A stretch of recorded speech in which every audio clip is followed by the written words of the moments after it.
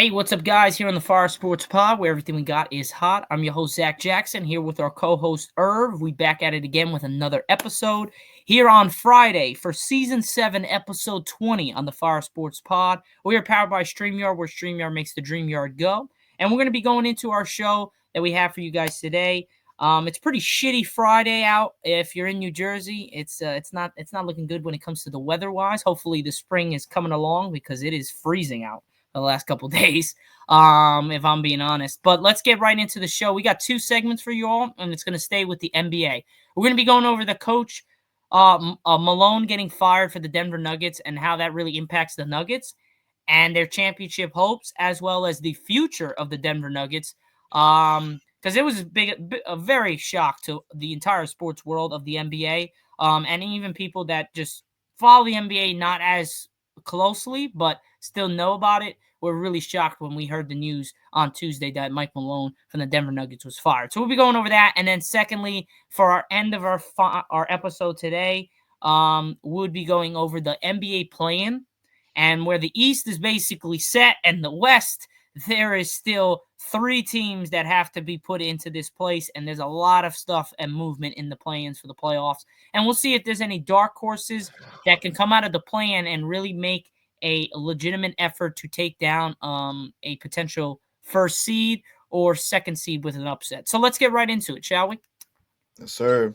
All right. So first up, guys, here on the YouTube, if you guys can't catch us, we are on TikTok Live right now on the Fire Sports Pod. So check us out there. We have the Mike Malone fiasco. And really, it comes into question on why Michael Malone was fired from the Denver Nuggets. Now, potentially, there's been multiple accounts, multiple efforts saying that, well, Mike Malone and the GM didn't get along with just different ways of doing things. With like the Russell Westbrook case, like was he supposed to play? Irv will go into details on some stories that he's heard about potentially why the GM didn't want Russell Westbrook to play and why Mike Malone didn't want the other guy to play. But just to bottle it all down into a little segment here, Mike Malone was fired after 2 years of winning the first NBA championship for the Denver Nuggets. To me, I think it was probably one of the worst decisions a franchise could make. Especially being in that time that they were there, the third seed in the Western Conference. You had Nikola Jokic having an unbelievable type of season. To be honest, right now, the way Nikola is playing, I don't know if you can give it to SGA for the MVP because the fact of the matter is this man had a 61-point triple-double. I don't know if and that's never been happened in the history of the game. But SGA has been playing phenomenal. But again, you have the MVP guy in Nikola Jokic there. You have an NBA champion. You have Jamal Murray, Michael Porter Jr., Aaron Gordon. You have a solid team that could make a run in this playoffs, but now without the head of the horse, without Michael Malone, I don't know if the Nuggets. I'm going to make a take here. I don't know if the Nuggets make it out past the first round, and the first round they might be versing the Warriors, which is Irvin's team. And not Yep. even being biased, I would say the Warriors have a legitimate shot to take down the Nuggets in a 7-game series because Yeah. you don't have your head coach. Jamal Murray just came back from injury. He's probably not going to be 100% going into that first series. And Nikola Jokic, yeah, he's been playing fantastic. He has been beaten up this all over the 82 games that's happened. That's why the 82 game season is a grind, and I think we should drop it down to 52 to 60 games because the fact of the matter is it's too much time and too much body, too much the body has to go through over 82 games. Then to be ready for NBA playoffs is pretty crazy. So I think the Nuggets really screwed up bad. And not to mention the owner just said screw both of them. He fired the GM and the head coach. So it's a clean slate. I don't know how this is really going to affect them come playoff time. We'll have to see. But this hasn't been the first time. We saw Taylor Jenkins get fired. We saw Michael Malone get fired this year. We saw Mike Brown get fired. All three of the coaches that got fired have been the winningest coaches in that franchise history, have gotten them to the playoffs more than once. For the Kings, twice, had the second best record in the West 3-4 years ago in Sacramento. And then you had Taylor Jenkins be the winningest coach in Grizzlies history, having them to the playoffs in the last 4 years. It's been, I think, until last year when they missed it because John Morant was basically out the entire year. And then you Mm-hmm. had, and then you had Michael Malone, who's been their team has been consistently one of the best teams in the league for the last 4 years, and not to mention 2 years ago won a championship. So I don't really understand where this move comes into play with only 3 games left in the season. If you're thinking of moving past one of the great coaches in the league, then do it at the end of the season, not 3 games before the playoffs start. I just think that that just doesn't make any sense, and I really think that the Nuggets are really gonna go downhill from this. But Michael Malone reportedly was not calm after the Nuggets informed him of the firing. I mean, who wouldn't be? You've done all this stuff for the franchise, and then now they're firing you 3 games before the NBA playoffs start. So I wouldn't be. I would be pissed as well. But Irv, you got any other parts to this story? I know you do, so you could take it from here. Yeah, so pretty much some things that I have learned and some things that I have read as the season as this firing was taking place was that there was a lot of tension between Michael Malone and the GM.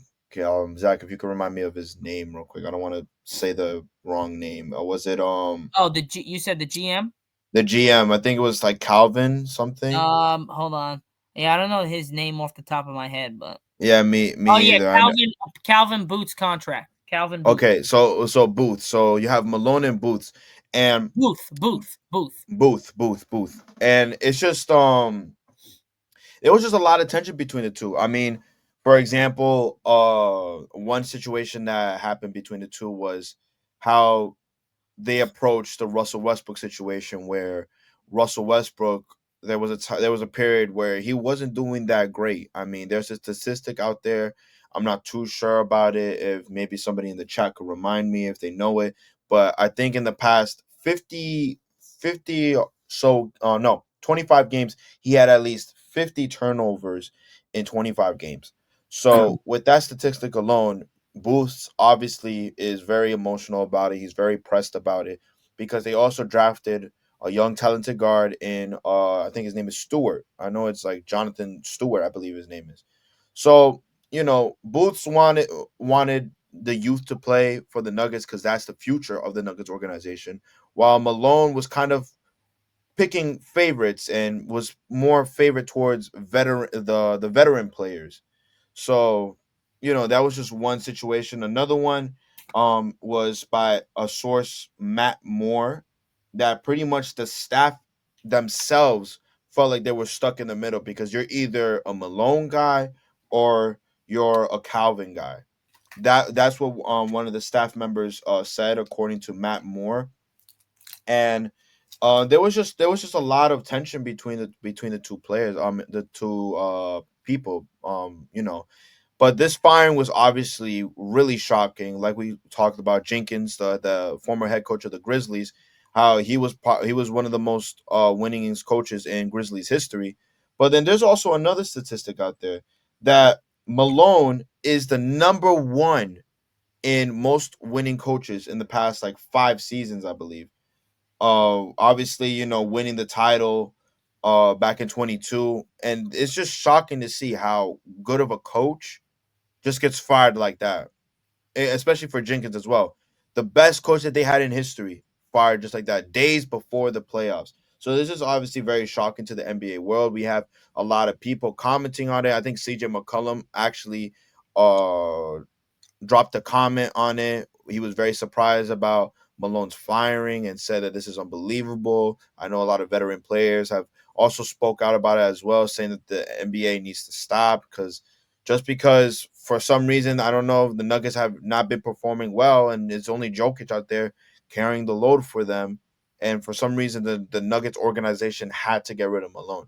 I think you probably would have gotten rid of the GM instead of Malone, but who really knows? All I know is that this was a really grave mistake for the Nuggets, and hopefully, going into the playoffs, I'm not biased. Okay, at the end of the day, I'm an NBA fan. I'm an NBA person that loves to watch basketball, and the Warriors do have a potential shot to give the Nuggets like a first round exit and that's the first time it happened in a while for the Nuggets. So who knows? We're about to see, and yeah, that's pretty much it.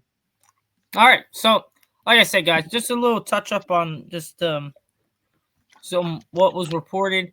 Um, for his 10 seasons as the head coach of the Nuggets, Malone posted a 471 327 record. He had the team poised for a seventh consecutive playoff appearance. Malone is also less than 2 years removed from leading the Nuggets to the first ever NBA championship.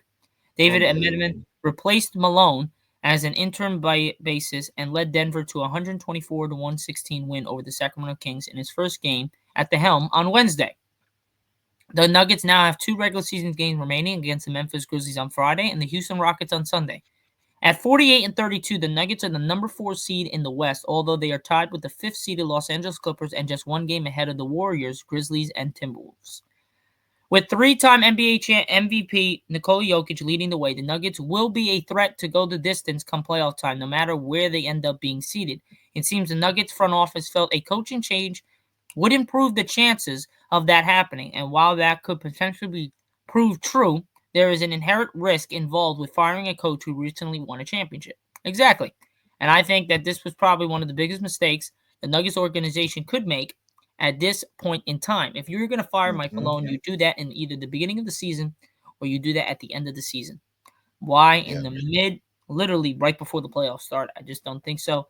And I don't care what any Bleacher Report or anybody says about the Nuggets having a shot. Yeah, they always have a shot. You got Nikola, you got Jamal, you got Porter, you got Aaron Gordon. Healthy, they have a shot. Healthy, Yeah, they definitely have a shot without but a the doubt. problem is that when it comes down to the to time and the clutch and the plays drawn up, you want that coaching experience. You're going into the playoffs with an interim head coach. And this Hmm. year, even though last year was great, this year the West is stronger than it has ever been. Ever. I'm saying right now, ever. It's never been as strong as it is right now. You don't even have Kevin Durant in the mix, and it's still stronger than it's ever been. You have Yeah, from no literally PD, no the Book, Dallas nothing. Mavericks, you take and you put Kyrie Irving on that Dallas Mavericks at the 10 seed. They have a chance of upsetting with Anthony Davis. They have a chance of upsetting some people. You have then the Sacramento Kings, who right now have DeMar DeRozan, Zach LaVine, DeMontis Sabonis, Malik Monk, who's actually injured for a little bit, but he should be back playoff time. Then you go into that. Then you have the Minnesota Timberwolves, who have Anthony Edwards, Rudy Gobert, Mike Conley, Julius Randle, bunch of dogs. Then you go to the 7th seed. You have, I believe, the Memphis Grizzlies, and they have John Morant, Desmond Bain, and Jaren Jackson Jr. Then you move from the 17 to the 6th spot, and that is your Golden State Warriors, who have Steph Curry, Draymond Green, Yeah. and Jimmy Butler. And then, to be honest, I got to put in this guy, Kaminga, who's been balling this year. Then you move from the 6th seed to go to the 5th seed, and that's the LA Clippers. And you got Kawhi Leonard and James Harden, who out of nowhere is playing unbelievable basketball. No, we can't disrespect Zubox I either, was about bro. to say We that can't. too. You're Yeah, fine. we can't Two disrespect boxes Zubox. too. So you got a Oh 3-man my there. gosh. And then you move from the 5th seed to the 4th seed, and then you got the Denver Nuggets at Nikola Jokic, Jamal Murray, Michael Porter Jr., Aaron Gordon, and Russell Westbrook. And then you move from the 4th seed, and you go where? To the 3rd seed, and you got the Los Angeles Lakers, my Lakers, who have LeBron James, Luka Doncic. LeBron. You got Sorry. everybody on that team. You Yeah. got dogs throughout the roof. Then you not to mention you have complimentary AR, probably the best third option in the game right now. He's playing unbelievable basketball. Yeah. Three-headed monster there.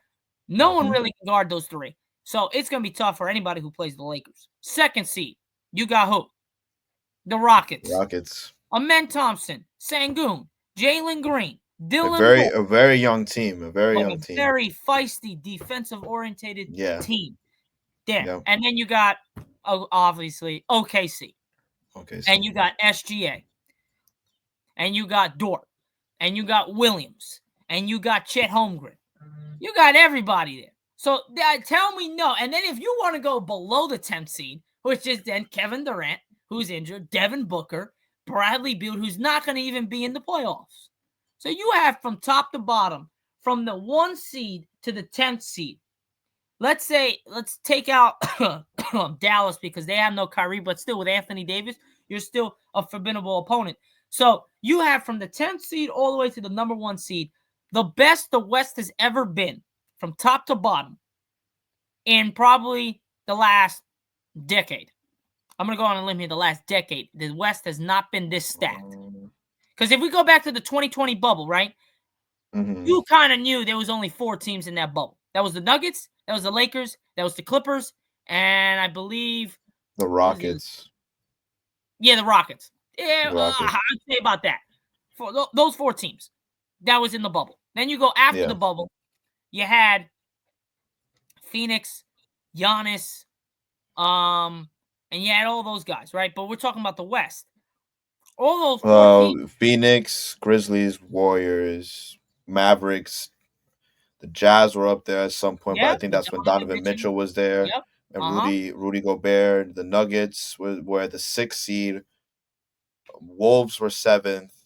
Yeah, but they weren't as good as they are now. That's what I'm Yeah, saying. yeah, Like definitely. But I the get what you're young saying though. Definitely the top four. Top four was definitely Suns, Grizzlies, Warriors, and Mavericks. Mavericks. Yeah, but again, Luka is now older, more mature. Everybody Moment, that sure. you're Yeah. saying from those series and on have gotten better, bigger, stronger, faster, and older, more mature, IQ better. That's what I mean. Why the West hasn't been stacked like this. We're having literally you have at least 2 to 3 guys on each team that are all stars and all NBA Hall of Famers.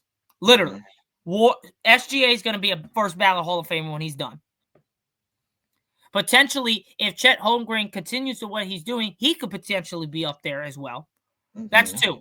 Down to the Rockets, you have Amen Thompson, who, if he keeps going, he's going to be one of the best defensive players we've seen in a really long time. You got freaking Jalen Green, who, if he continues his offensive game and understands how to play defense, he's going to be up there as well. That's 2.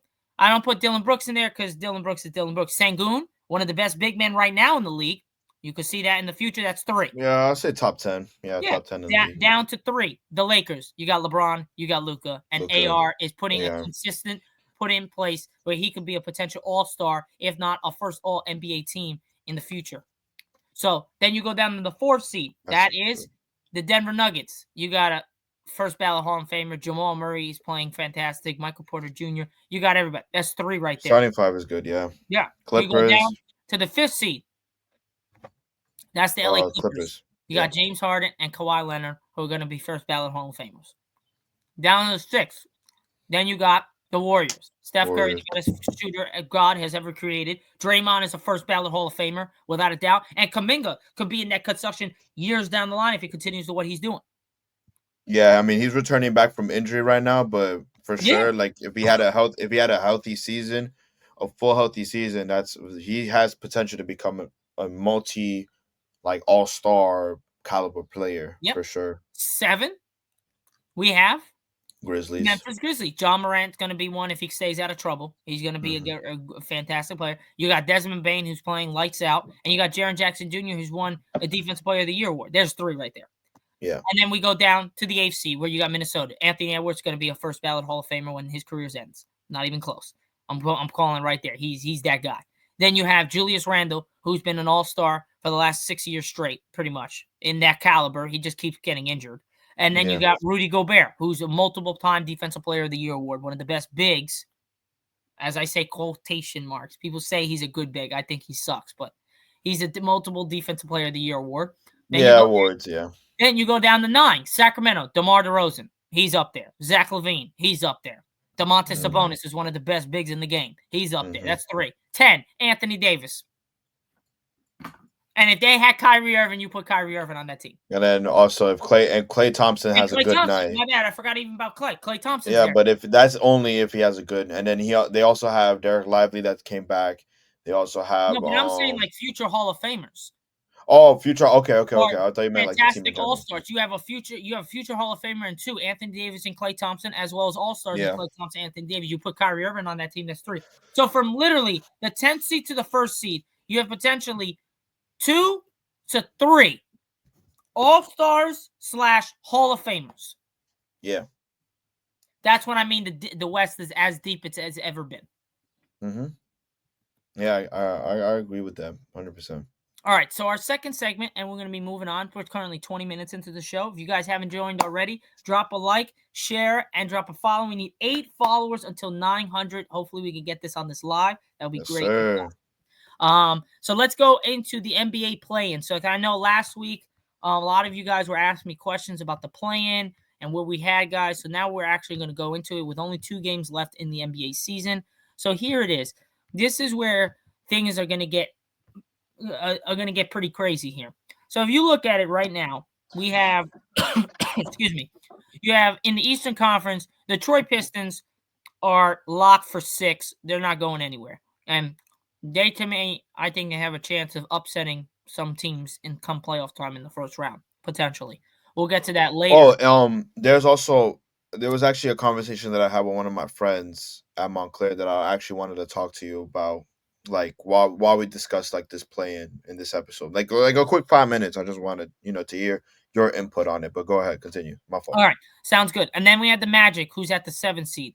8th Hmm. seed, Atlanta. 9th seed, Chicago. Miami, 10th seed. To be honest, if I'm looking at it right now, I think the 2 teams um that are 7 and 8. I think they beat their team. They beat those games and they stay there.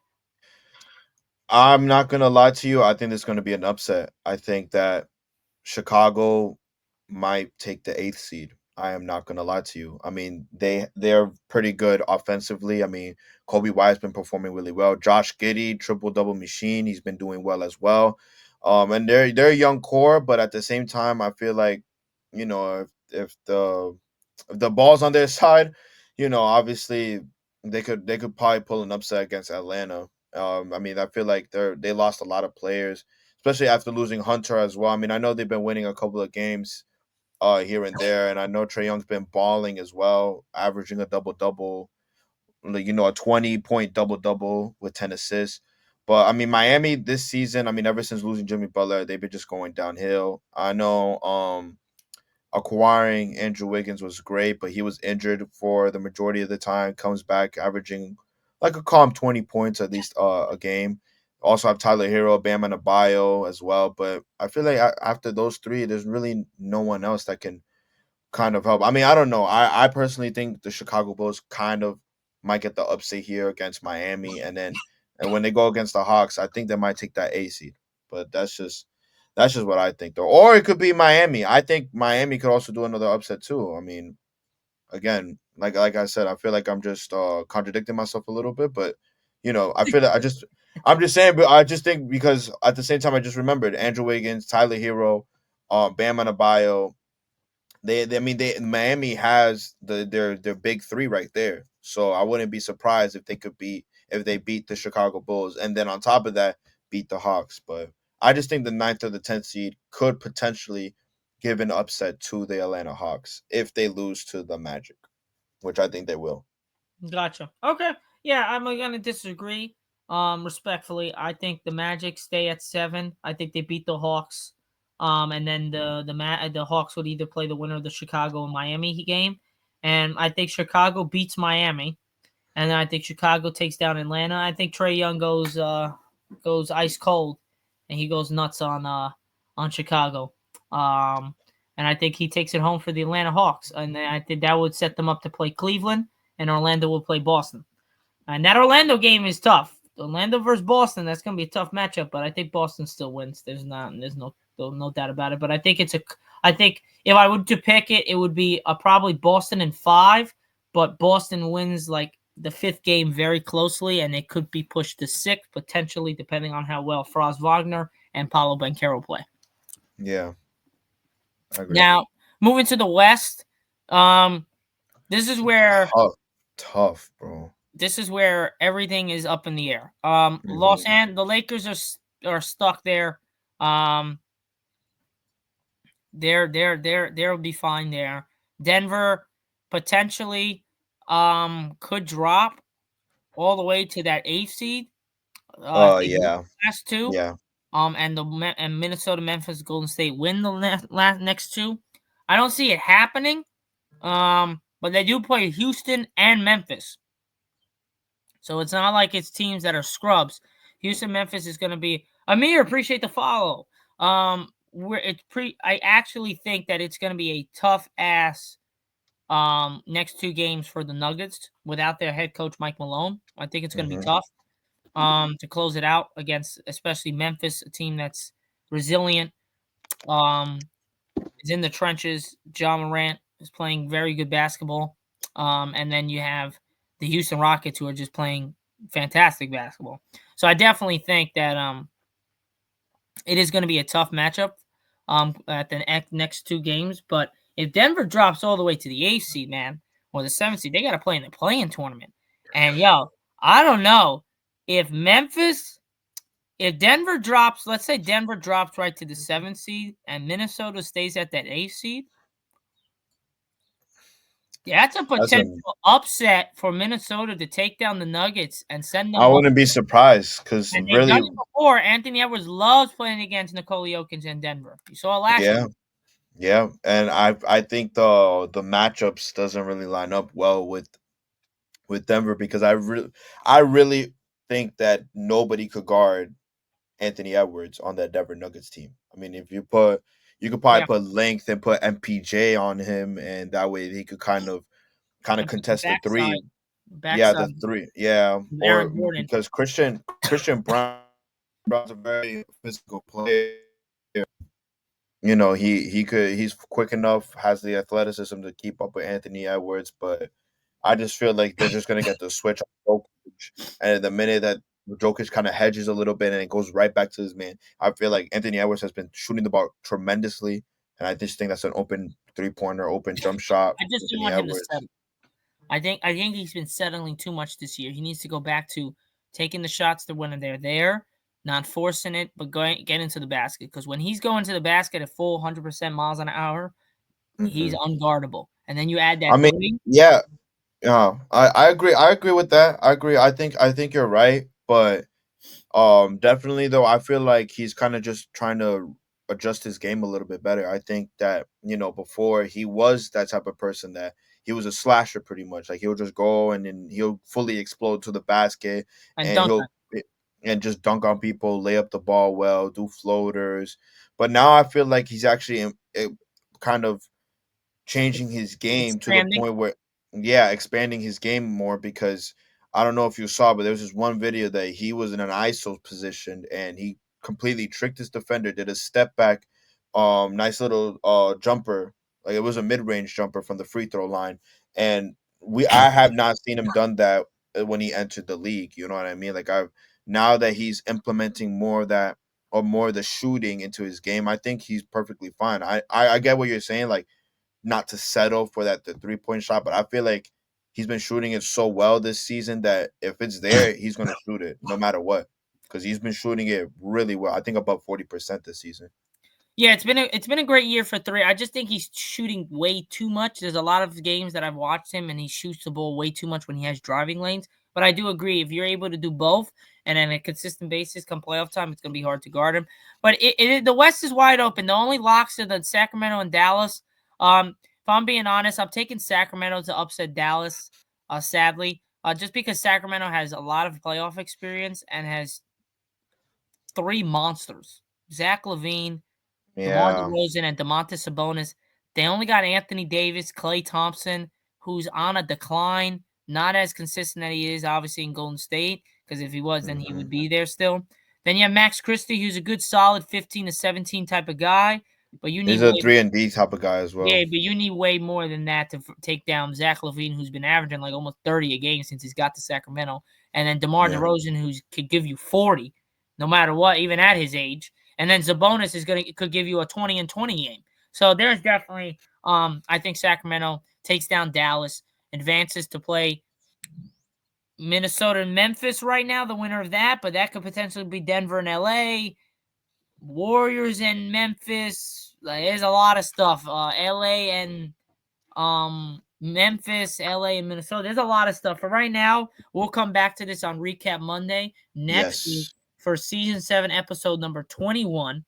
And we'll be going over what the playoff bracket actually looks like and where these teams that we were like, what's going to be the standing, we'll really be able to get into it and go over the first round of the play-ins and Hmm. the first round matchups of the first round of the NBA playoffs on Recap Yeah. Monday next week.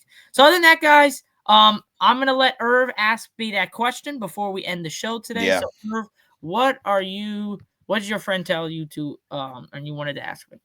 Okay, so as you know, my friend is a New York Knicks fan, right? Oh God. And I at this point right now, I think they're versing the Pistons right now because they're the third seed and Pistons the sixth seed. So I told him, right? I told him that no, he told me that he would rather have the Knicks play the Bucks in the first round of the playoffs than the Detroit Pistons. So then, what my because my take is that you're literally versing Oklahoma City team part two. Obviously, they're less skilled than Oklahoma, but this is the same thing that happened where Oklahoma was averaging roughly around the eighth, ninth seed for a couple of seasons, and then obviously was pretty bad. But then all of a sudden, they're all the way in the first seed, and they obviously got like a second round exit. But what I'm saying is that would you be comfortable versing Giannis and the Bucks, which they have been winning games without Dame? Obviously, Giannis has to drop a triple double for them to win, and pretty much like a 30-point triple double. But obviously, he has the playoff experience. He has Finals MVP. He has the finals. He has a ring already.